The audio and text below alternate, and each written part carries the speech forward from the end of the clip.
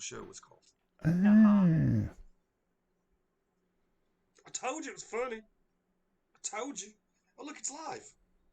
It's not Memorex. It's not Memorex at all. If you have to tell people it's funny, it usually is. Didn't say it was funny. Didn't say it was funny at all. I explained how it's clever because ignorant people don't know clever. Oh, snap, son! Ignorance simply means you don't know something. It's not an insult. It depends on the connotation. That is sadly true. Even the basic definition of words anymore, so many of them have gone all out. Ignorant bitches. I didn't say that.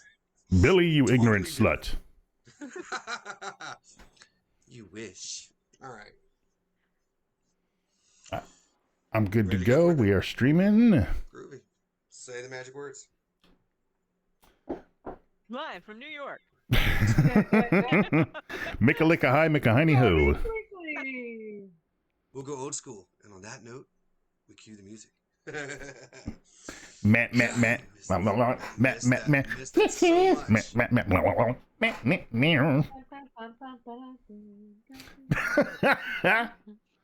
Okay. April showers bring. Well, water. Don't be stupid. It's GRD Sweekly. Hey, everyone.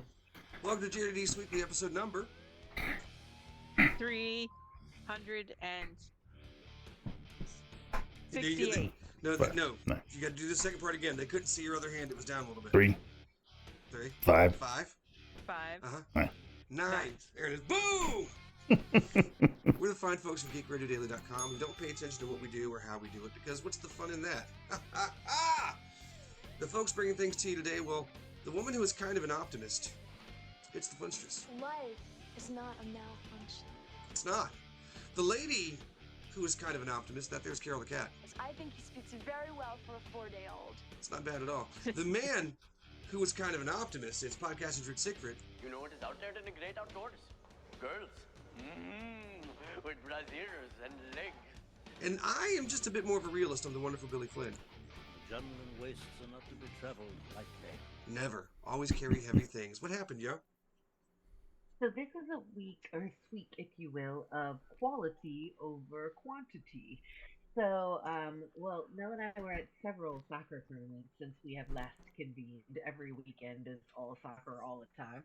But it was fun, and we got to see some of our Northern Virginia friends, Tech Guru and your mom, Shrilla, who sometimes play poker with us and hang out. So they're friends from like way back in the day. So it was super fun to see them. We also go to the beach with them in the summer, so they're geeks, and they are also the ones we play Unicorn D&D with. So we didn't have time for any of that, but we got to see them and have a nice meal at one of the soccer tournaments. So that's not particularly geeky, but we are also redoing our daughter's room, and for like a teenager room, she has like a vanity, and we painted the walls, and that was fun. And she actually had a really good time. It's also not particularly geeky, but it's a very cool, pretty green that she chose for her walls. So that is nice, you know. Billy Flynn maybe or maybe not like wrote the Green Lantern, oath with his mind under the paint. So he didn't let her write her name and then like cover up her name. She thought that was fun. So, but yeah, she's a right teenager now, and I'm not really that excited about it. But finally decided that she was old enough to start, knowing full well we were going to have to break it up into smaller chunks for her to be able to handle it. But we have gotten about halfway through the Fellowship of the Ring. Yep. Oh, nice. Yeah. And the real challenge is me not building it up so much and her like hating it because my mom has made it sound like she loves it and now it's not cool anymore. But she seems really into it. I mean, she likes D&D. She understands. You know, I was telling her, I was like, there is no D&D without Tolkien. He like, I tried not to go totally down the rabbit hole or the hobbit hole, if you will. But I think she's really enjoying it and liking it and not scared at all by anything yet. And so, and keeping up with the story, like she's asking me questions here and there. But like she's got the right balance now that she's older, where she asks like good questions and not too many. You know, when you watch a movie with like a little kid, they ask like all the dumb questions, and you're like, you're not even paying attention, right? So I was like, phones down. we are not playing games while we're watching this movie. We are watching this movie, and I think she's really enjoying it so far. You know what she asked me today? But If if I thought that she would be interested in watching the next Harry Potter movie with her. interesting. Okay, I want to get Hmm. back into that. Yeah. Well, we stopped at 5. I Order of the think. Phoenix. We You know, watched Order of the Phoenix. it starts to get pretty dark after that. We wanted her to get a little bit older. No, You it's know? just that Half Blood Prince is the worst Harry Potter movie. Yeah. Ah.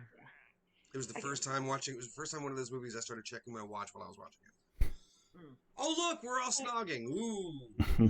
Lord of the Rings movies hold up so well. You know that the CGI isn't great in some spots here and there. I mean, we haven't gotten to Legolas and the elephant yet or anything like that, but like, it's just beautiful. And they're in Rivendell, and it's just, it's been a long time since I've watched it from the Hmm. beginning. And of course, for anybody who is asking and shouting from home, yes, the extended edition, yes, Duh. all of that, yeah.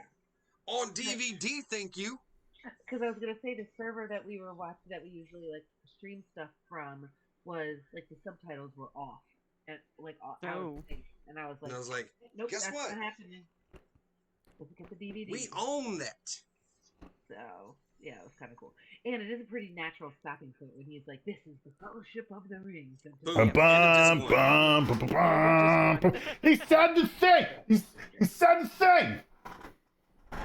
Zolt, We what are were we watching doing? for that tonight, but we lost. We're going to Dave's house.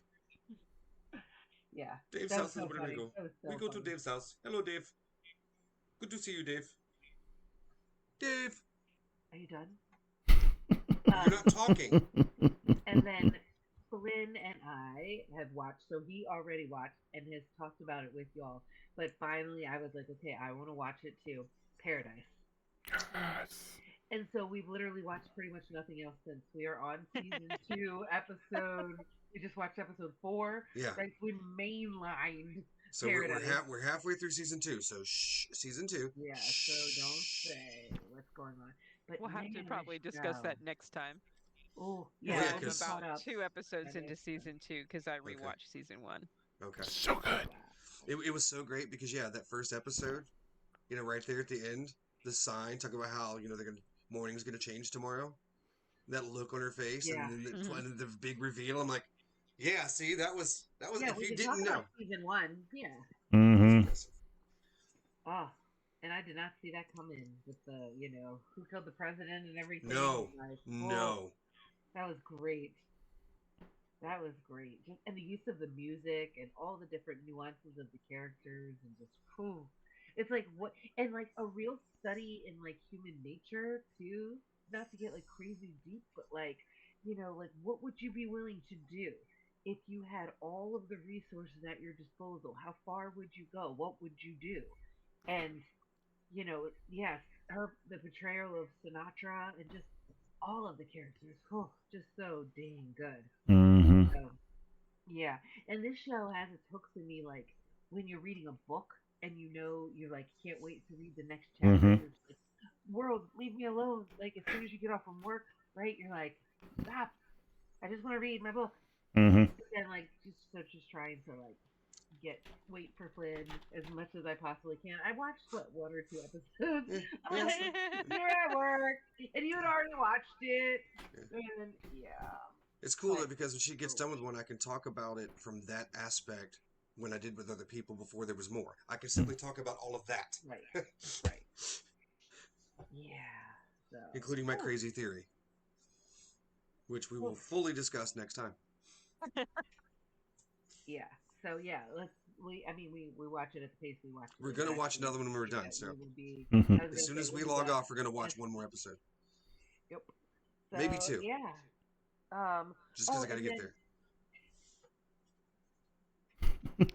At work, I've created an AI agent, my first AI agent. So I mean, it's within like our closed network, and you basically feed it certain documents or certain like chats or websites or like the inputs that you want. But then you can just like ask it questions like Alexa or Siri, right? Like those kinds of things, and so it'll be like there, especially because like the project that I'm on, for example, there are like 3 separate, very active chats where people are trying to troubleshoot or, hey, have you seen an issue with this? Da, da, da, da. In addition to like the protocol that they're supposed to follow to report issues, right? We all know how that happens, right? But trying to keep up with these chats, especially in real time, is just like not even. It's more than like a full time job. So I can feed all of those chats into this agent and say something like, "What was the biggest issues that people were talking about today?" Or what are the top 5 issues that they've been talking about in the last month? And it's keyword searching, but at just like that next higher level of being able to kind of like, okay, I see this keyword CTC 15 times, so there must be a big issue with the CTC, right? So it's Mm. just kind of cool that it would be it's saving me hours and hours of potential like work that was so tedious I wouldn't even have had the time to do it, like trying to Mm. read the transcripts of this chat. So it really reminds me of when computers, if you think about the dawn of computers, and they were really like the coolest factor was they were a really fast calculator and they could do math so much faster than us. And it's the same thing. Right now, they can like comb through this data and pull out the nuggets way faster than a human can. I obviously am still like looking through it and vetting it and like talking to actual human beings about what issues they're experiencing. Like all of those things are also happening, but this is a huge time saver and it just gives me at least a starting point Mm. when like there's this tech language and there's the language of the industry and it's like trying to translate between 2 languages and I'm not fluent in either one. But Yeah, and it's important to note. Sorry to cut you off. It's important to note that that's not generative AI. That this is like the standard kinds of AI that people basically like a search engine. It's a search engine of all of the information, but it puts it into sentence form or whatnot. and this is the kind of AI that most people like. They like the even what was I gonna say? I mean, it's like making your life easier. Like Mhm. it's all of these. You can make things without having to code because you tell it what you want it to do, and it does the code. And Like which a lot of service? that. Which service are you This using? one's through Copilot. This one is Copilot. Copilot. Okay, and that's the Microsoft So it's in one, a right? closed, right? That's Microsoft. So it's Okay. in a closed, very secure, like only certain people can even get to it. But it's really only my team and I that would benefit, that care about. I mean, we kind of like the end users would probably love to see it as well, but like we have to like play with it a lot before I would like share it with anybody outside of our team. It's all coming from, but that's the thing. It's like me or other members of my team, we created all of the source data, right? Or it's like exported from existing other data points. So it's like it's coming from like clean data. Mhm. So even if it's reading it and interpreting it in different ways, like the source materials are legit.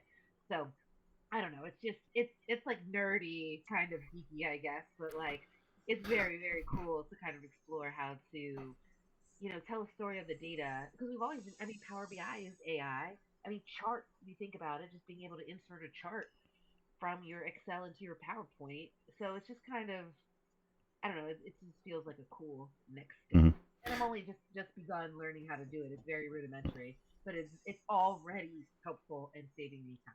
In a That's very fantastic. And of course, like you mentioned, you're double checking the results, right? yes, of course. Yeah. And the second it turns out to be a Nazi, you're cutting it off, right? It is not connected to the actual internet in Yeah. any way. Damn it, Friedrich, what have you been feeding the AI? But yeah, that has been my geeky thing. Woo! Okay. So I'll go next. Woo! TV wise, I finished up the first season of Starfleet Academy. I don't know if we So talked good, about right? like Mm. I think we recorded right before the last episode. I'm That's right. very disappointed that it has been canceled after second season. Do we really Um, believe that, though? Yes. I'm hoping they will save it, Mhm. but Because I'm already starting to see stories now where, oh no, it's been renewed because of the fan outcry, and I'm like, I don't believe that either. I don't necessarily believe that either. But to the haters, just shut up and don't watch it. God, just shut up. Right. Let us, what is it? I Don't mess enjoyed my it. yum. Did I Is it my demand Voyager be taken off the air? No. Is it my favorite Trek? No. Did I enjoy it? Yes. Yes! It's perfectly fine. Here's the thing that those people don't realize is that if there is no Trek on the air, then there is no revenue produced by it, which means that it is no longer a viable product. It is no longer a viable IP. Therefore, there will be no more Trek after that. So anybody Remember who how scared we were after Enterprise, wondering if we'd get any more at all?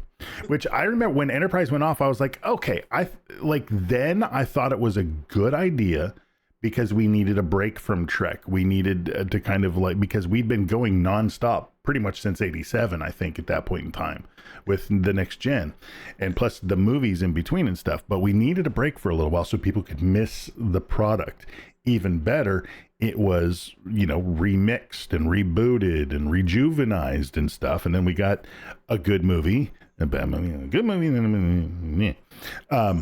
But then we got some really great series too.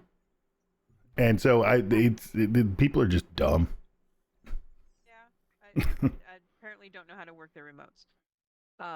And then I'm also continuing with The Pit, and I'm getting a kick out of all of the people saying, "Oh no, the Pit's gone woke" because they had an anti-ice. Yeah, there's episode. it's not anti-ice. It's simply showing ice for who they are.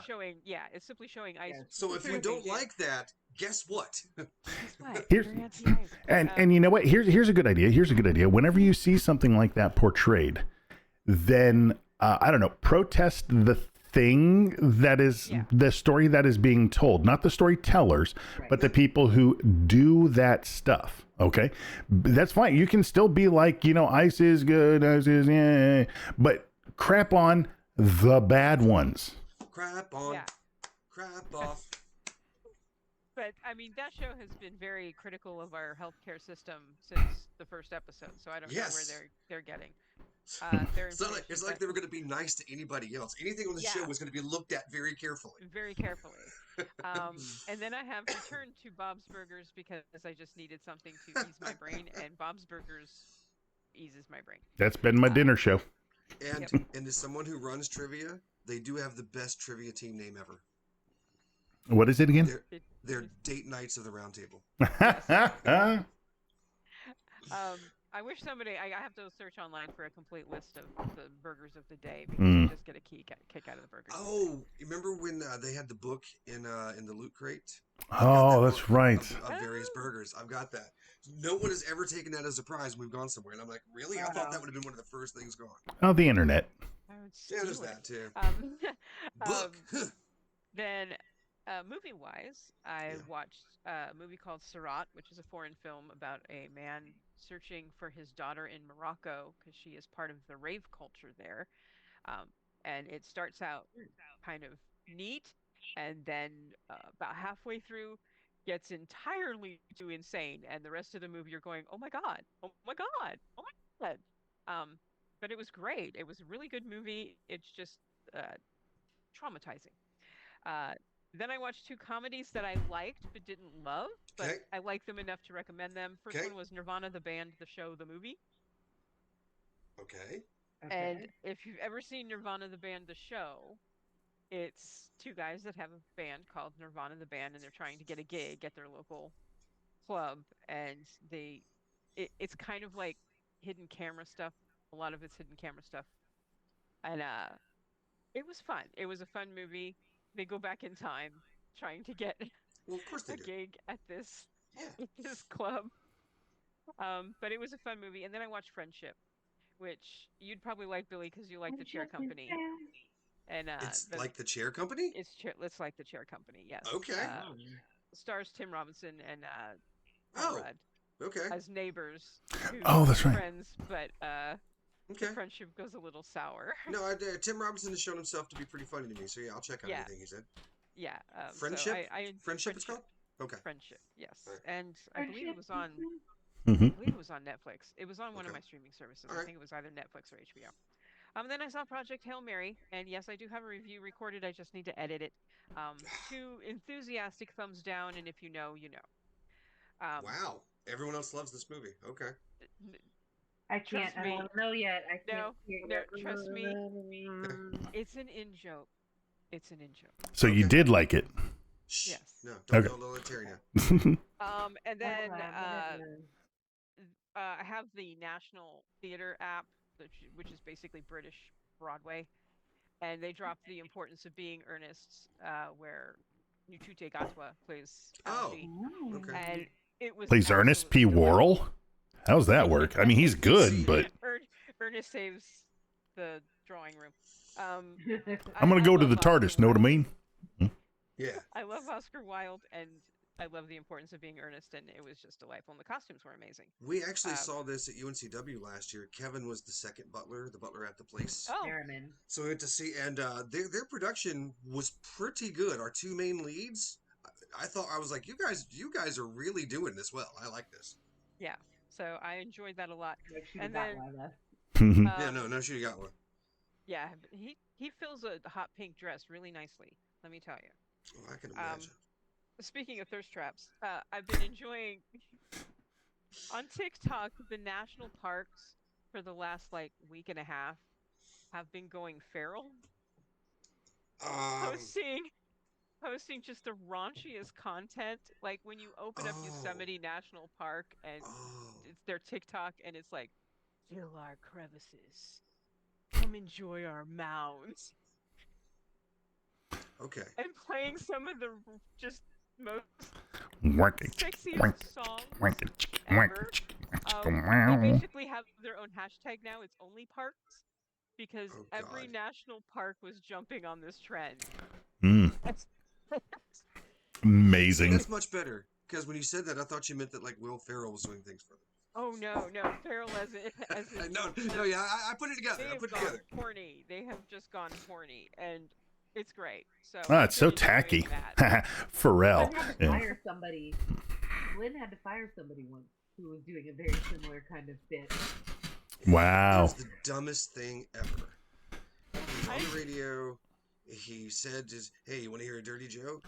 A horse fell in the mud, but then went, ah, was that good for you?"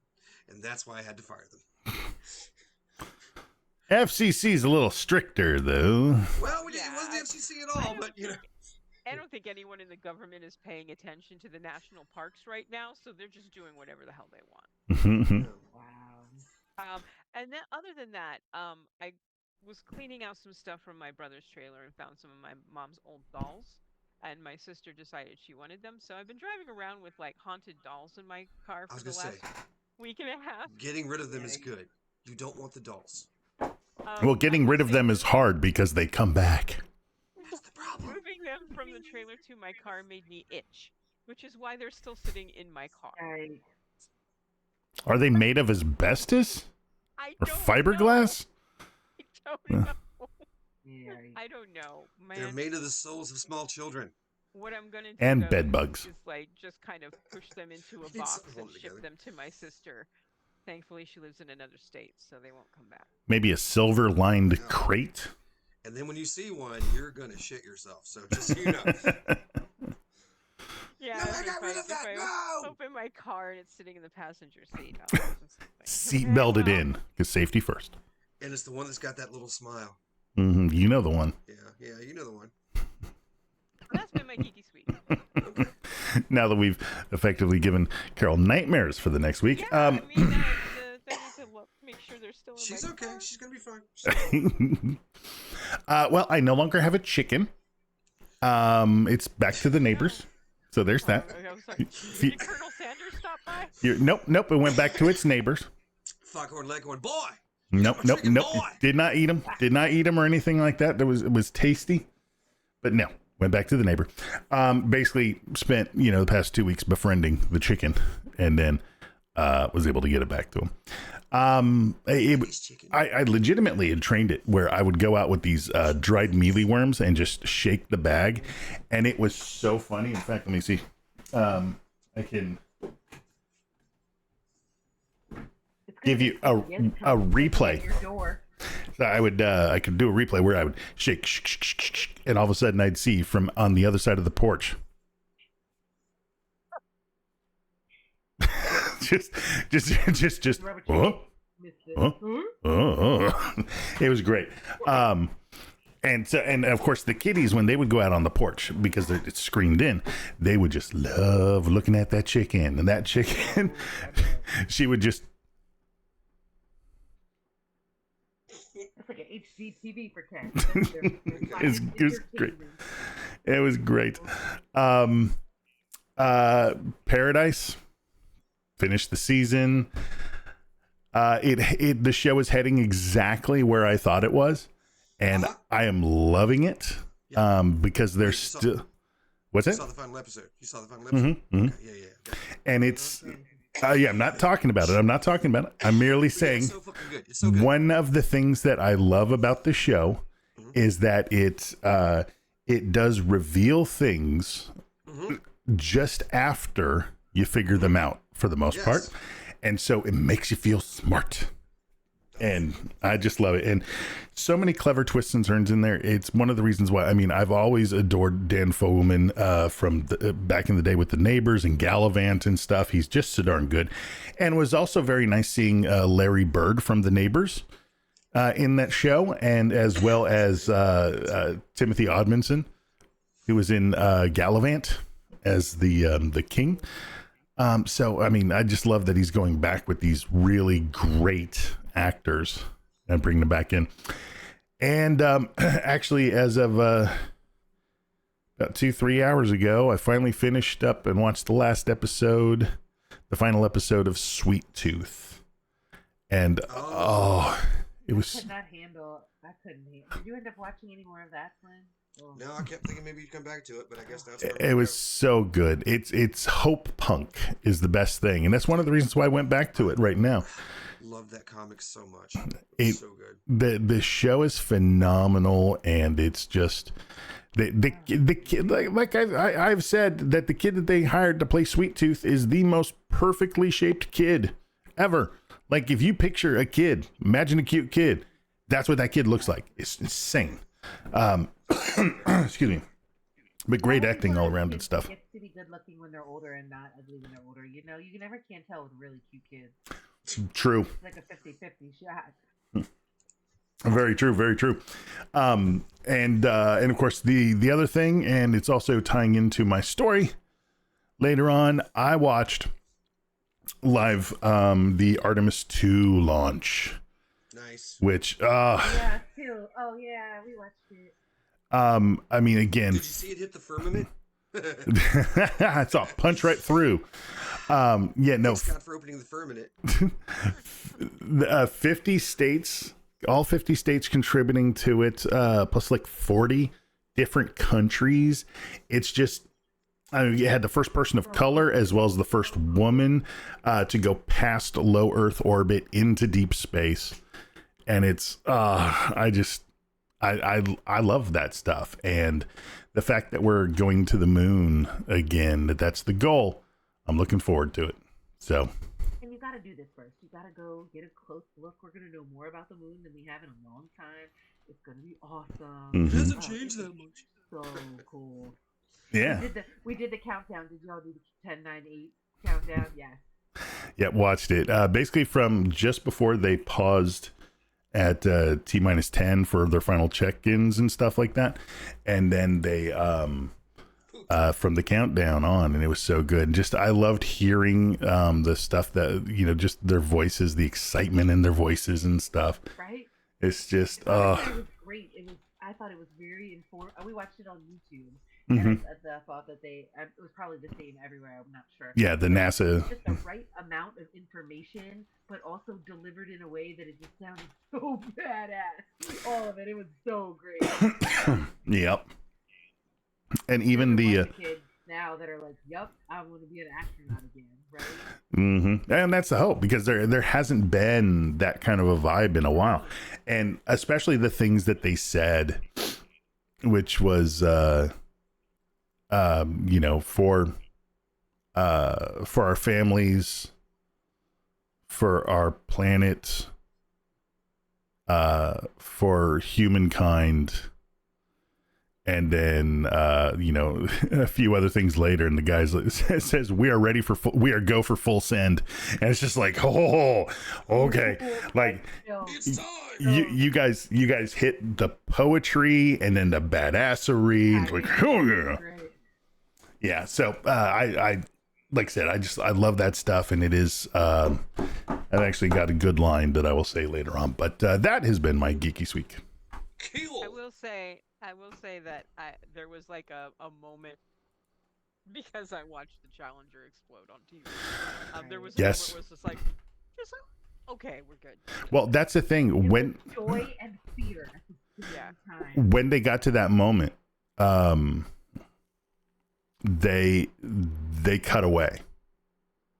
They cut to a crowd shot for whatever I think that when they disconnected the booster rockets, because that was when Challenger blew up. We didn't see them come apart. Yeah. Exactly, and they cut to, I think it was like the crowd or the command room or something, or the command center or something like that.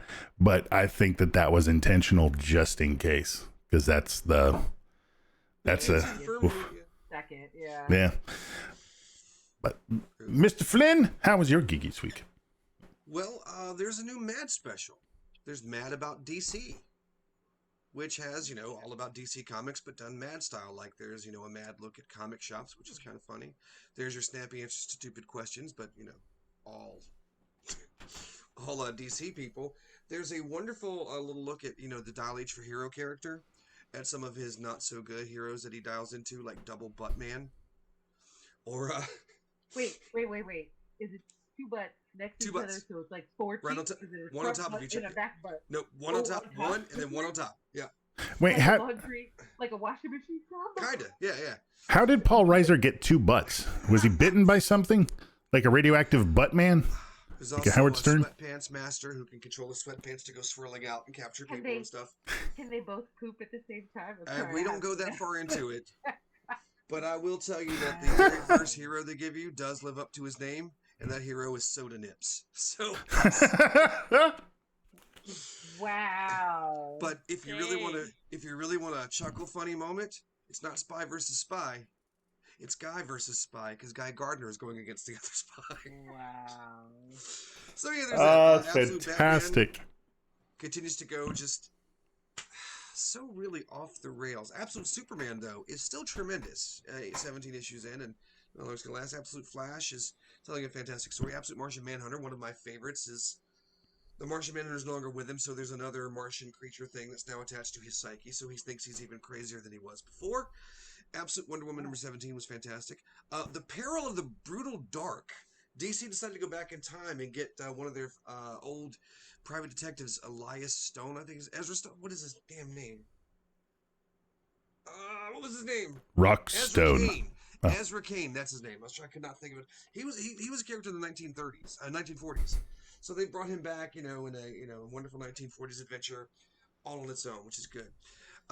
Remember me talking last year about that show Jury Duty that I like so much?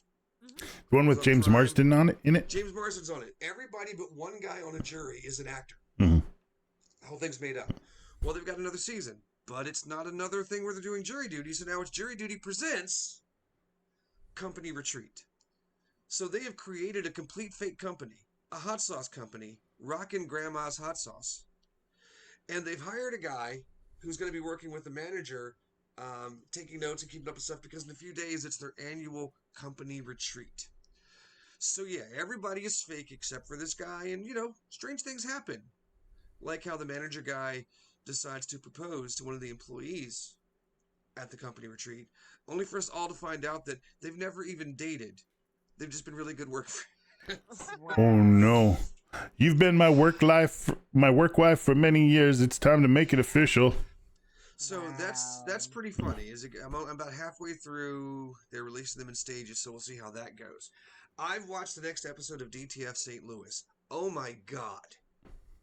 This show, with every episode, going back to what you've seen and what you already know, keeps revealing more and more, and it becomes even more crazy and twisted, and I have no idea where this show is actually going. And at this point, I really don't know who killed David Harbour. I really don't.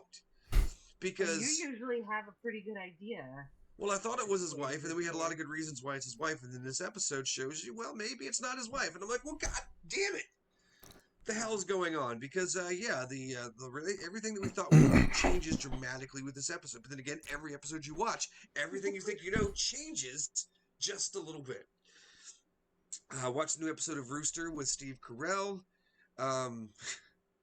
So this time, he's got a student. They all had to write a story, and this kid writes a story, and one of the other teachers is like, well, that sounds like AI. So he calls the kid and asks him. The kid says, yeah. So he can get thrown out of college for this.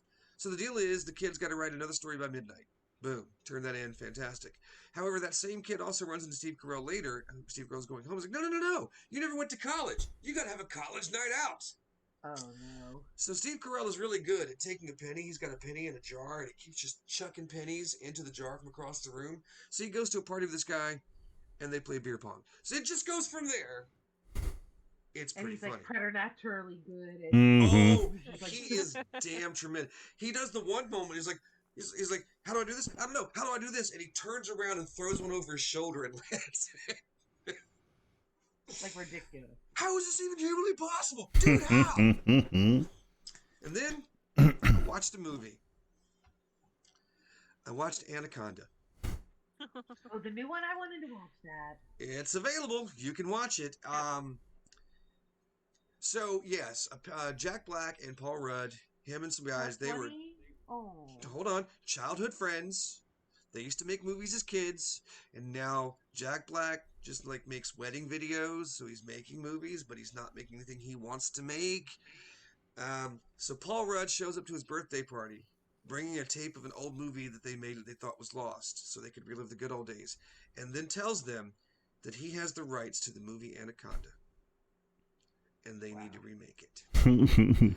I will simply say it is a dumb, fun movie. It's not a good movie. It's not. But it is a dumb, fun movie. If you're having a beer or two, you're going to have yourself a good time watching it.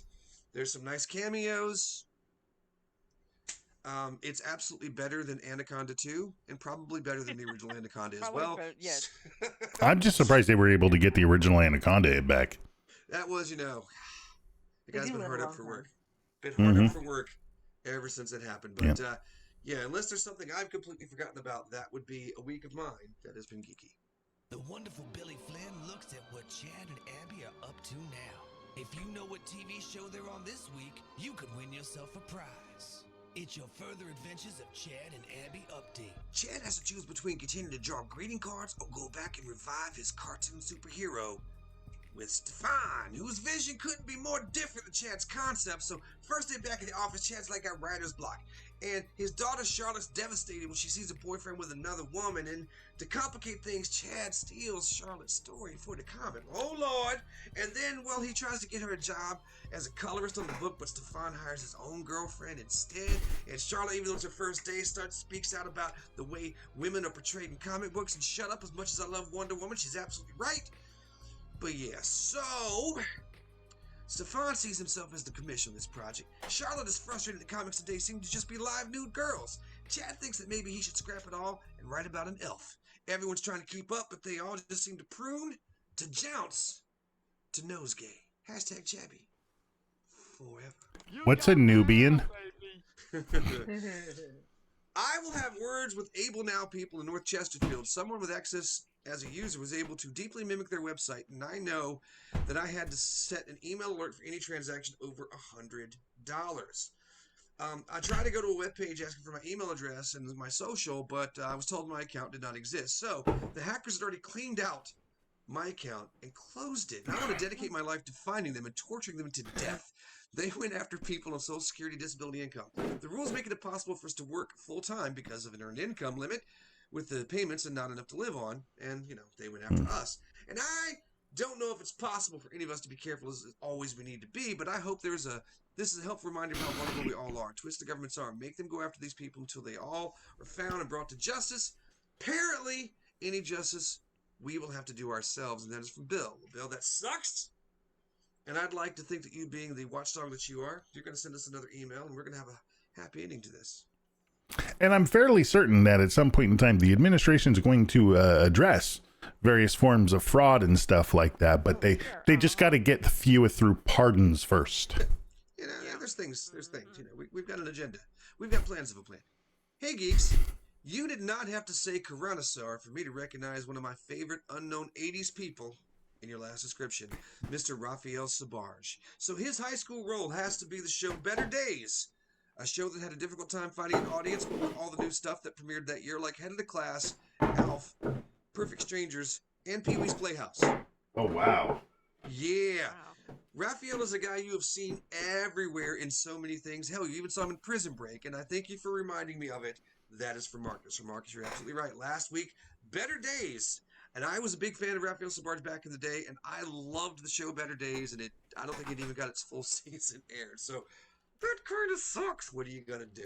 What you can do is write us an email, podcast@geekradiodaily.com, or voicemail text message to the magic numbers of... What up? GRD. Because, hey, Marcus could win a prize now. So could you. Ooh. And all the other people that turned in right answers. You didn't have to write me an email. That's fine. Hey, don't forget, we play Jackbox games tomorrow. Be there for that. You're going to love it. It's going to be fantastic. I promise you, I'm not saying anything wrong when I say that at all. Okay, you know what it's like. You're flicking through Amazon or the local DVD shop when suddenly you discover a film that you haven't seen in years, but which you remember as being legendary. The purchase is hastily made, you invite friends over, make popcorn and settle down to watch this classic. But then it becomes apparent that your mind has double-crossed you, and that this film is frankly awful. Soon your friends have deserted you, your boss says he has to let you go, and even your dog won't come when you call. How did it go so wrong? Well, in the interests of public harmony, a new podcast, I Saw That Years Ago, sets out to watch the old films that your memory has convinced you are brilliant, but which in reality could be anything but. So join me, your host Martin Darkley, and my compatriot, Gentleman Joe, as we watch the old films so you don't have to. Find us at www.isawthatyearsago.com or on iTunes. Hey everybody, this is Mad Magazine artist Tom Richmond, and as one of the usual gang of idiots, I know idiots when I see them, and you are listening to a few right now on Geek Radio Daily. Hey, wait a second. Dude, he had a Batman suit in his house. He could say the damn thing he wants to. That was crazy. That was absolutely crazy. I'm not wearing any pants. Film at 11. Geek News! Taking a look at the world from a geeky point of view. Artemis 2 is NASA's first crewed mission in the Artemis program, designed to return humans to deep space for the first time since the Apollo era. Its successful launch on the first is using the Space Launch System, or SLS, rocket and the Orion spacecraft. The mission's primary goal is to test these systems with astronauts on board, ensuring they are safe and ready for future lunar landings. I mean, after all, we all know what happened to Major Tom. During the mission, a crew of 4 astronauts is traveling further from Earth than any humans have gone before, performing a lunar flyby without landing. Yes, that means the other side. They will orbit the moon and then return to Earth, allowing NASA to evaluate life support systems, navigation, communication, and overall spacecraft performance in real deep space conditions. And, of course, see what Pink Floyd was all on about. Artemis 2 is a crucial stepping stone towards more ambitious missions, including landing astronauts on the moon again through Artemis 3. By validating the technology and human operations required for deep space travel, the mission will help pave the way for sustained lunar exploration and eventual mission to Mars. And ladies and gentlemen, while we are seeing the worst of what humans can do, it's awesome to see also what the best of what humans can do. No joke, just something heartfelt at the end there. That's He so reached out and sweet. touched a brother's heart.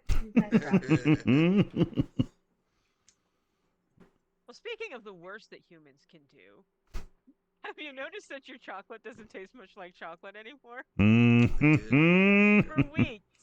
For weeks, Brad Reese, a grandson of the Reese's Peanut Butter Cup inventor, has been on a mission to restore the legacy of the candy that bears his family's name.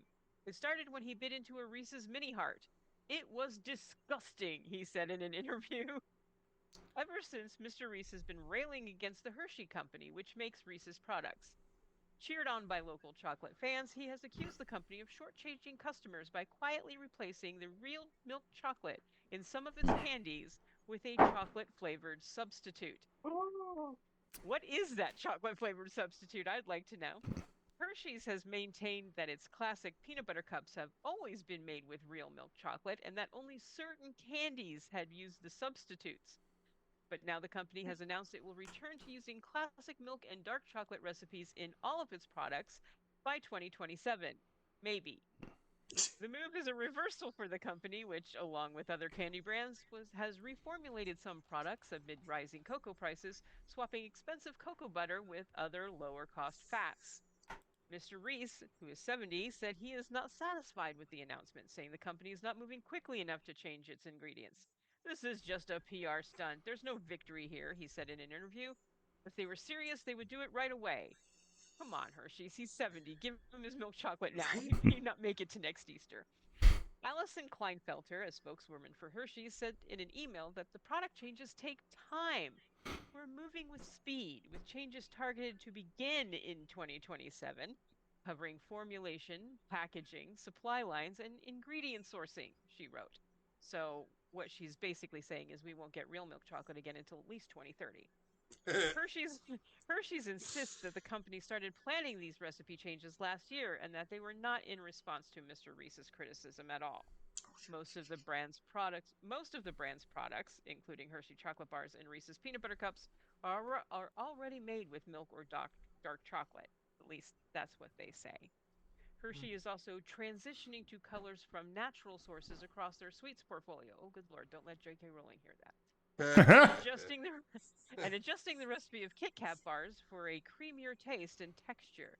But it's supposed to be a Kit Kat bar. It's supposed to be crunchy. I think they're referring to the flavor profile being creamy, not the. They're just make sure that they just set out the Kit Kat bars as soon as you get them in the store in the sunlight, and then put them on the shelf. Right. Or at least make sure they get to the shelf. I mean, they had a whole shipment of Kit Kat bars get stolen. I had nothing to do with that. I was with him the whole time. Social media response from all the other companies, yeah. Don't look in my garage. There's not boxes of Kit Kat bars there. In addition to the heart-shaped candies that set off Mr. Reese's campaign, the brand's peanut butter eggs also no longer had milk chocolate listed as an ingredient on their packaging. In a statement at the time, Hershey said it made recipe adjustments to some Reese's products to allow us to make new shapes, sizes, and innovations. I have no idea why an ovoid shape would need non-milk chocolate to be covered, but Hershey apparently is the professional here. When Mr. Reese noticed the changes in the candy's ingredients, he felt it was like a betrayal. Okay, the Hershey's announcements caught the attention of Callie Means, an advisor to the Health Secretary Robert F. Kennedy Jr., who posted about it on X on Wednesday. Thank you, President Trump and RFK, for inspiring this change, he wrote. The tidal wave of companies replacing artificial ingredients and getting back to basics is extremely positive, Mr. Means added to his post. Hershey's has said that the chocolate changes were solely related to customer preferences, but of course that will not stop President Trump from taking complete credit for Hershey bringing back milk chocolate. Trump and RFK, known for natural ingredients and coloring. Oh, yes. Yes. I'm just trying to figure out how the chocolate eggs are different than last year, that they needed this change. They're upside down. Why the shape is like, oh yeah, we can't put milk chocolate on that ovoid shape. They're fussing. They're BSing. It won't stick to it. Yeah.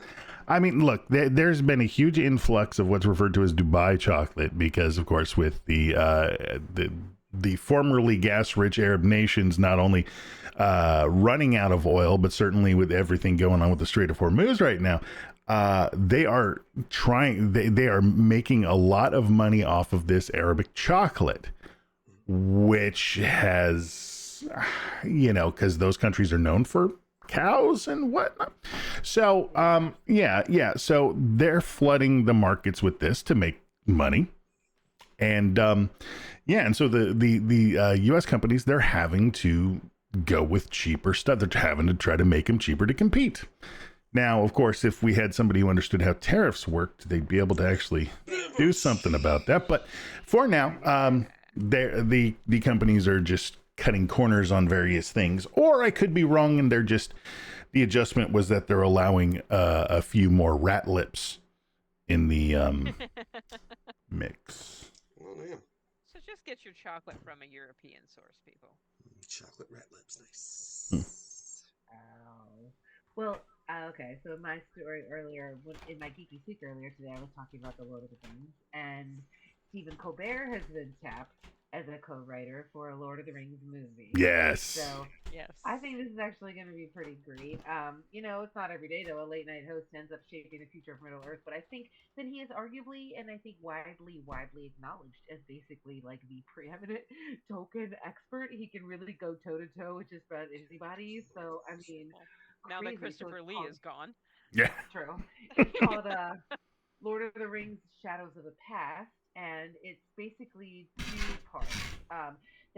It's set like 14 years after Frodo sails off, into the beyond, and then it's like what happened to all of the hobbits and Aragorn and just everybody.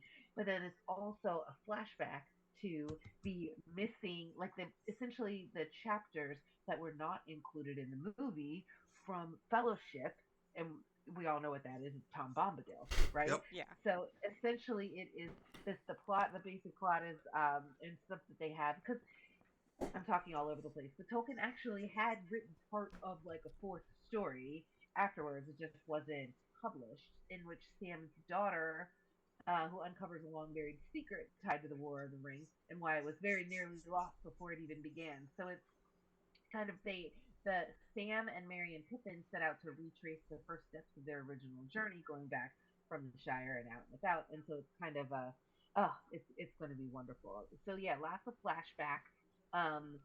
He's Colbert's had a thing for the forgotten chapters in the Fellowship of the Rings ever since he visited them. It's 1, 2, 3, 4, 5, 6 chapters from Freya's company to Fog on the Barrow Downs, and so it would basically be intended to be like a missing story part that could be folded into the larger narrative while staying faithful to the books and the existing trilogy. So, I mean, who am I kidding? I'm 100% going to see this. Oh, yeah. I don't. It's still like early in production, but also attached to the movie. Oh, where's her name? Philippa. Philippa Boyles. Thank you. Who also works on the original Lord of the Rings, and Peter Jackson, I think, is a part of it in a tangential way in production. But I think it's just going to be fabulous. And I mean, just like what a time it is, right, to be a geek when the geeks are put in charge of the cool stuff and get to write neat stories. And I think if anyone's going to like lovingly take care of some existing work, it's going to be Colbert. And I think his son is also working on it with him as well. So it's going to be a cool project. And I hope that it is just the loving tribute that we all know it will be. Take my money. Yeah. Right? See, I was hoping he'd give us a wonderful little comedy with those orc captains Gorbag and Shagrat. That's just me. I want to see them go to a restaurant and order off a menu. If I may, I'm just really hoping that he casts him and Steve Carell as both sides of Gollum. Oh my god. Be awesome. And we'll find out what actually happened to Angelica Baggins. Sure. Why not? So, April Fool's Day has come and gone. You know April Fool's Day, that's the one day of the year where people actually verify the things they read on the internet. Well, one of the kookiest things that came about from us on April Fool's Day came from Call of Duty Black Ops 7. And a new map called GRWM, Get Ready With Me, which puts players inside of a very tiny bedroom to duke it out in complete chaos. Yeah, a single small room There are a good number of players that's supposed to determine who's more skilled, or rather, who can spam grenades the fastest. You can suffer with me. And to make the whole thing worse, to win the match, you need 67 kills. 6, 7, 6. Oh, Thankfully, God. that shit's on the way out. Thankfully, but in fair, let me go back. Let me explain this again. They are calling it a room, but if you play it, it's really like the size of a walk-in closet. Wow. You will move with clearly defined boundaries. You will not rest. You will not sleep. GRWM is the tiniest map the franchise has ever seen, barely big enough to stand in, let alone walk around in, and has a dedicated playlist for those who just want to lose a few brain cells instead of, trying really, really hard to win or do well in other modes. Of course, small maps have been popular in Call of Duty. We've had some small rotations like Shipment, Nuketown, and Closed Space Locales, but you won't be surprised to hear that the GRWM is up there among the more popular modes since it's been released, which means no little camping bastards in here. Yeah. You're a sniper. Sure you are. It's a free-for-all. You're going to make the business end of a bayonet. As that mode contains fewer players than most others, and even with the reduced count, it's complete mayhem. Basically, you should just throw a bunch of grenades, because you'll die, and those grenades will go off as people spawn back in right there, because it's so damn small. Awesome. It's, you just respawn and aim for the corners trying to shoot people before you die again. The cycle must be broken. Small maps can be fun, but this is just a headache-inducing nightmare not for the faint of heart. Sometimes you just want to hop into a match without having thoughts in your head, witness a few explosions, some limbs flying around, and have a good night's rest. Now, no word on if this is going to be a permanent addition, but why the hell not? With how small and chaotic it is, Get Ready With Me is probably the best map for this, even if its balance is completely out of whack. So, come try to be a champion, but you're dead, player. You just don't know it yet. GRD is licensed with Creative Commons Attribution, non-commercial, non-derivative works. Nice to say 3.0 license. Check us out on Facebook, on Twitter, on the website, GRD.com. I want to see what happens when somebody calls in an airstrike. Or please drop us a text message or a voicemail using the magic number of. Don't forget, we play Jackbox tomorrow night. Come join us. You can play from the audience. Some games the audience can win. And you want to win. And if you really want me to bribe you with a prize, well, hell, I guess I could do that too. In the meantime, we will see you in a week, which would be the 16th? 16th, yep. Sure, there you go. Makes total sense to us. Have a fantasticals. Game over, man. Game over. Peace out, player. What the hell are you still doing here? Good night, suckers.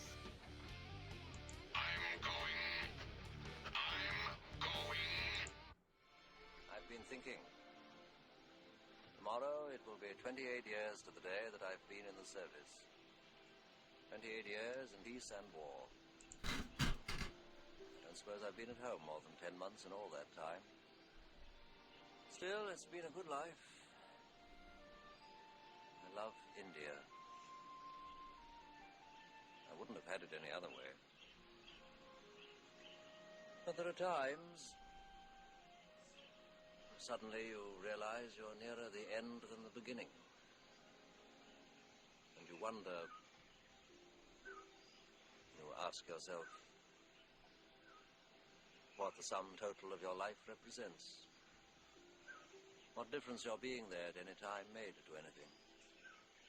Or if it made any difference at all, really.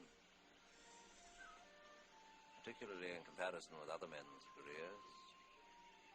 I don't know whether that kind of thinking is very healthy, but I must admit I've had some thoughts on those lines from time to time. But tonight,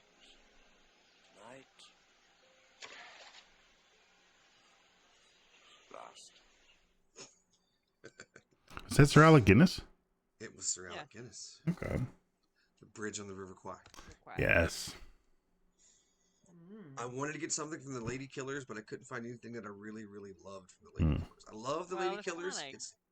Well, the Alec Guinness version is good. The the Alec. No. I don't even talk about the Tom Hanks bullshit. No. That is a Coen Brothers movie. I love the Coen Brothers, and I probably will never watch that one again. No, never again. Like that. What's the one they did with Ewan McGregor? Trainspotting. No. Star Wars. Coen brothers. Fuck. Oh. What? Well, he did Fargo. He did a series. No, not the series. Fargo. No, not the series. No, they did a movie. Dr. Late Sleep. 90s.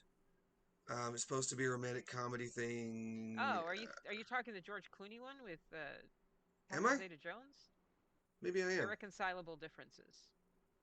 That's like no, second lead. That's Drew Barrymore. No, what is it? Oh God, I don't know. It's but like my second least favorite, which is why I also don't watch that. Bad Coen Brothers movies. Just gonna look it up that way.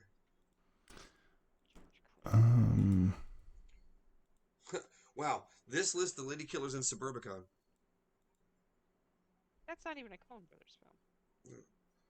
Wow, you got Burn After Reading? I like Burn After Reading. Yeah, me too. I Burn After Reading is good. That's not bad. They don't even have the one I'm thinking of on this list, which that's a shitty list that just popped up. Yeah, let me.